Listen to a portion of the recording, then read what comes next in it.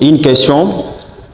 Quel ressemblera le Congo de demain face à nos actions et surtout à notre inaction?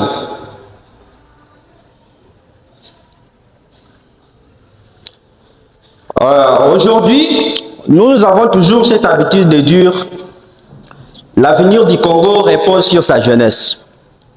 Mais pour moi, cette phrase-là, elle est inachevée. Comment et dans quel sens? Il y a une jeunesse qui attend et il y a aussi une jeunesse qui agisse. Il y a une jeunesse qui attend à ce que, parfois d'autres attendent la mort même de leurs propres parents pour hériter et vendre. Quand on dit l'avenir du Congo repose sur la jeunesse, ils pensent peut-être que ça est que nous sommes en train de nous intéresser. Et pourtant, c'est le contraire. Cette phrase, nous devons la dire, l'avenir du Congo repose sur sa jeunesse consciente, sur sa jeunesse qui apprend, sur sa jeunesse qui se forme. Ce n'est pas une jeunesse qui est là à attendre. Nous sommes une jeunesse qui fait face au manque d'opportunités, au chômage. On étudie, nous faisons de longues études et à la fin, nous sommes là sans travail. Mais cela ne doit pas être une fatalité. Nous devons créer. Nous devons lancer. On n'a pas dit que tout le monde doit se lancer dans l'entrepreneuriat. Mais nous devons avoir cet état d'esprit, d'être créateur. Créer, ce n'est pas seulement créer une grande activité, créer une très grande boutique, non. Ce n'est pas ça ce que moi j'appelle créer. Créer, c'est d'abord avoir cet état d'esprit. Même la richesse ne vient pas directement dans la poche comme ça. Si tu es déjà mentalement riche, pour que tu sois financièrement riche, c'est question de temps. C'est d'abord développer en toi cet état d'esprit. Le Congo de demain ressemblera à sa jeunesse consciente. Cette jeunesse-là éveilleuse. Cette jeunesse qui crée des emplois et qui embauche les autres. Ce n'est pas cette jeunesse-là qui attend. Peut-être les autres attendent la mort de leurs parents, c'est dommage. Nous ne devons pas attendre, nous devons agir.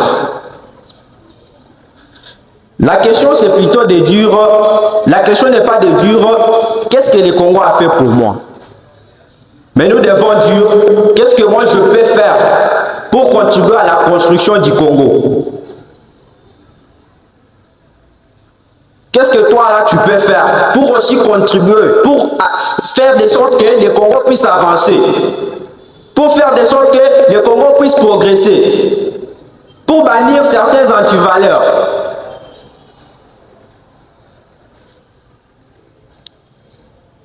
Le Congo de demain sera appartenant à une jeunesse qui se forme. Des jeunes qui dorment dans des bibliothèques. De nos jours, parmi nous, il y en a ceux qui passent du temps. Tu es là, tu te réveilles comme ça, tu prends ton téléphone. Tu fais 4 heures au téléphone, 5 heures au téléphone. Et ça ne t'apporte rien. Et pourtant, il y a de ces jeunes qui prennent ce même téléphone. Il entre dedans, il fait ces 4 heures-là, mais il est quand même payé, il est rémunéré pour cela. Et toi, tu l'utilises aussi pour rien comme ça. Et pourtant, en économie, on nous dit, on n'a rien pour rien.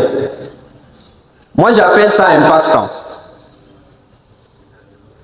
Le Congo de demain appartient à sa jeunesse éveillée. Le Congo de demain appartient à sa jeunesse responsable.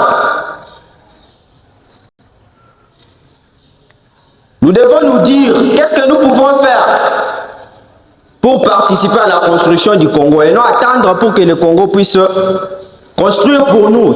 Tu as terminé tes études, tu attends que le Congo puisse venir avec l'emploi, t'appeler, ça c'est là, l'emploi est là. Non, c'est pas ça. Tu dois d'abord créer, tu dois apporter aussi quelque chose. Tu ne dois pas attendre sans que tu puisses apporter au moins quelque chose. Merci beaucoup. Je dis et je vous remercie. Merci beaucoup, monsieur Gaston. Monsieur Il a fait son exposé.